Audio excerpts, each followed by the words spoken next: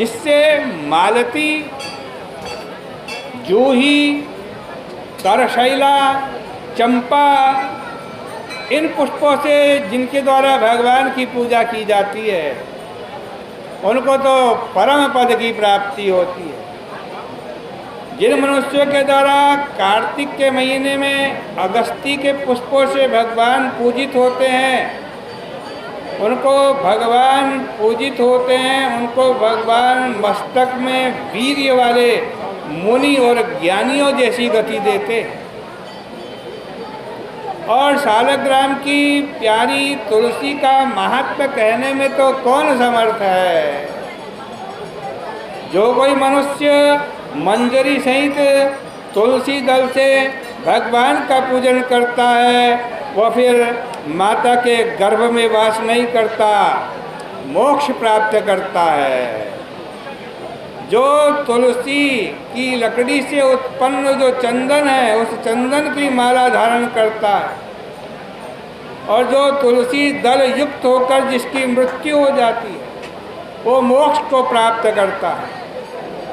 जहाँ जहाँ तुलसी वृक्ष की छाया होवे वहाँ श्राद्ध करने से पितरों की अक्षय तृप्ति होती। तुलसी जी का वन, गंगा जी का स्नान, नर्मदा नदी का दर्शन, ये तीनों समान है।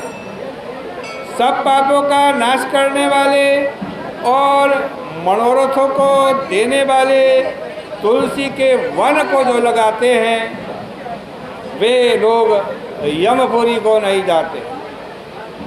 तुलसी के लगाने से, पानी से सींचने से, तुलसी का स्पर्श करने से देह का, मन का सब पाप दूर हो जाता है।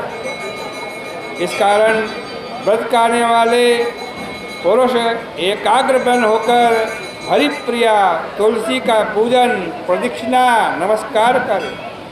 तुलसी के आगे हाथ जोड़ के कहें कि हे हरिप्रिय, हे तुलसी, पहले देवताओं ने तुमको बनाया, मुनीश्वरों ने पूजन किया, ऐसी तुमको नमस्कार है। मेरे पापों का आप हरण कर ले। जो पुरुष आंवले के पत्तों से और फूलों से देवताओं का पूजन करता है उनको स्वर्ण के पुष्पों की तरह फल मिलता है। जो पुरुष कार्तिक के महीने में आंवले के मूल में देवों के देव विष्णु भगवान का पूजन करता है उन लोगों ने मानो सब पुण्य क्षेत्र में पूजन कर लिया।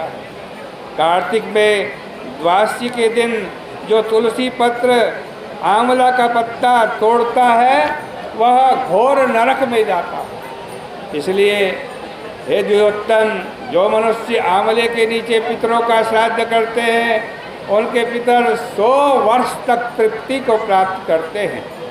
हे मुनि श्रेष्ठ, जो मस्तक में, मुख में आंवले के फल को धारण करते हैं उनको साक्षात भगवान जानना चाहिए। आंवले का फल, तुलसी और गोपी चंदन जिसकी देह में रहे उस पुरुष को जीवन मुक्त समझो। फिर वेद के पढ़ने वाले ब्राह्मणों की भक्ति से भोजन कराने वाले और चंदन पुष्प ब्राह्मणों को तांबूल दक्षिणा से प्रसन्न करे। कार्तिक के महीने में जो जमीन पर सोता है, ब्रह्मचर्य का पालन करता है, पलाश के पत्ते में हविष्यान्न भोजन करता है, अतः जो मनुष्य कार्तिक के महीने में एक दिन भी आंवले के नीचे भोजन कर लेता है वो बड़ा शूरवीर, कीर्तिमान होता है। आज के उसको अनाज के संसर्ग से जो वर्ष भर का दोष लगा है वो सब नष्ट हो जाता है। शहद, कांजी, द्विदल अन्न, चना मसूर आदि, तिल का तेल और विधि दूषित अन्न, काला उड़द और सब मांस मछलियों को नहीं खाना चाहिए। राई, दूसरे का अन्न, दूसरे से द्रोह, दूसरे की स्त्री का संग, ये सब वर्जित है।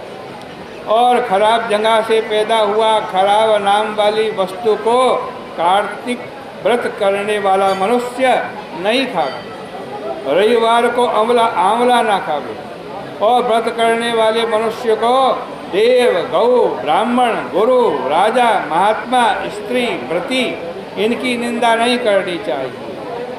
अब सब तरह के मांस बतला रहे हैं जिनको मांस कहा है। एक तो मनुष्य के, जीवों के, प्राणियों के शरीर का मांस, वो तो मांस होता ही। फलों में जंबीर, नींबू मांस है। ब्राह्मणों का धोखे से जो धन हड़प लिया है वो भी मांस है। आज कहते हैं मिट्टी में पैदा हुआ नमक भी कार्तिक के महीने में व्रत करने वाले के लिए मांस है।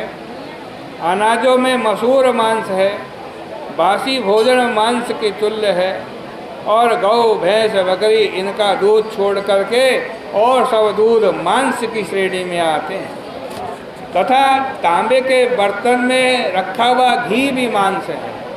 दूध, दही ये सब यदि तांबे के बर्तन में रखे हैं तो सब मांस है। छोटे तालाब का जल, केवल अपने लिए पकाया अन्न, ये सब मांस के समान है। कार्तिक में व्रत करने वाले मनुष्य को और दूसरों को भी कार्तिक के महीने प्याज, लहसुन, गीद, पृथ्वी का फूल, गाजर, नारी शाक, मूली और पशु पक्षियों का मांस नहीं खाना चाहिए। तथा जंगली लौकी, बैंगन, पेठा, कैथा, कुमड़ा और छोटा बैंगन ये सब व्रत करने वाले को नहीं खाना चाहिए।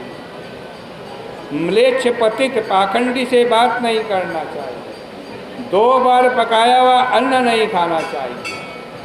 प्रतिपदा आदि तिथियों में क्रम से एक एक वस्तु को छोड़ते जाना चाहिए।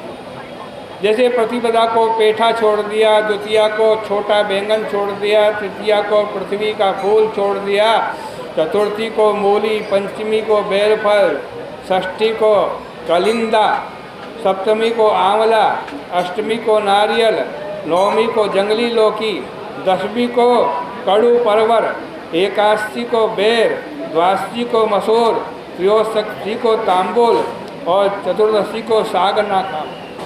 अमावस्या और पूर्णिमा को आज नारी शाक और ये जितने पदार्थ हैं इन सब पदार्थ वर्जित हैं। इस प्रकार से ये श्री कार्तिक महात्म्य विष्णु पूजा विधि व्रतम भक्ष निरूपणम नाम 2वां अध्याय, ये कार्तिक महीने के दूसरे अध्याय की कथा आपके सामने कही।